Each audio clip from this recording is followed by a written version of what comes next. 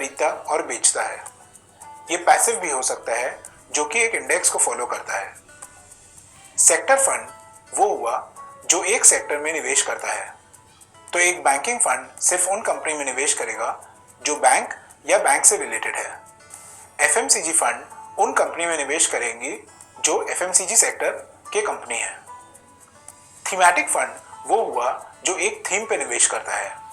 सोचिए अगर इंफ्रास्ट्रक्चर एक थीम है तो वो फंड निवेश करेगा construction, toll collection, power, telecom या सीमेंट के शेयर्स में।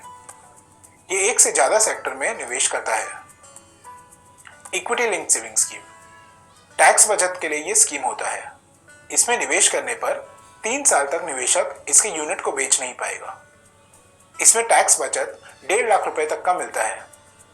ये बहुत सारे सेक्टर में निवेश करता है जैसे कि diversified fund. Dividend yield fund, ये वो फंड हुआ जहां पर उन कंपनी में निवेश किया जाता है जो कि अच्छा खासा डिविडेंड निवेशकों को देती है।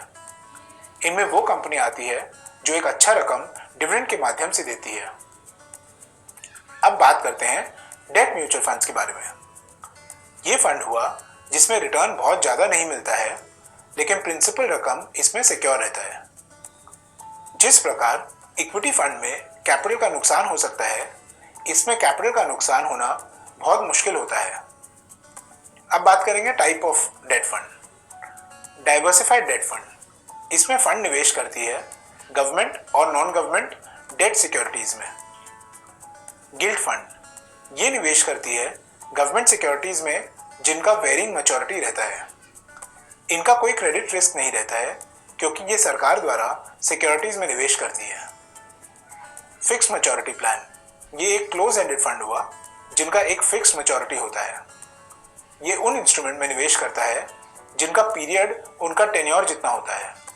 इसका मतलब अगर कोई एफएमपी 1095 दिन का है, इसका ये मतलब होता है कि वो सिक्योरिटीज में निवेश करेंगी जिनका मैच्योरिटी 1095 दिन या उससे कम होगा। मनी मार्केट फंड या लिक्विड फंड वो हुआ जिसमें उन सिक्योरिटी में निवेश किया जाता है जिनका मैच्योरिटी पीरियड 91 डेज या उससे कम होता है।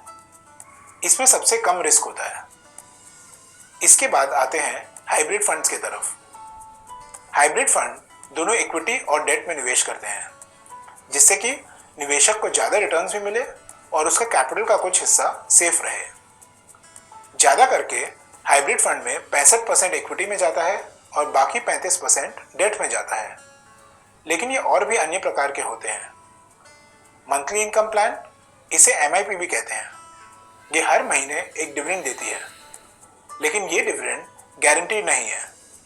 इसका ज्यादा करके इन्वेस्टमेंट डेट स्कीम में रहता है लेकिन इसका कुछ हिस्सा इक्विटी में लगा रहता है ताकि कि अच्छा रिटर्न्स मिल सके। कैपिटल प्रोटेक्शन ओरिएंटेड स्कीम, ये इसलिए बना होता है ताकि निवेशक को अपना कैपिटल वापस मिल जाए चाहे कुछ भी हो जाए मार्केट में। ये क्लोज एंडेड स्कीम रहता है और एक अच्छा हिस्सा गवर्नमेंट सिक्योरिटीज में निवेश किया जाता है।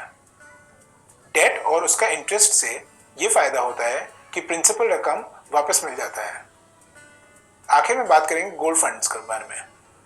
ये निवेश करती है सोना और सोना से रिलेटेड सिक्योरिटीज में।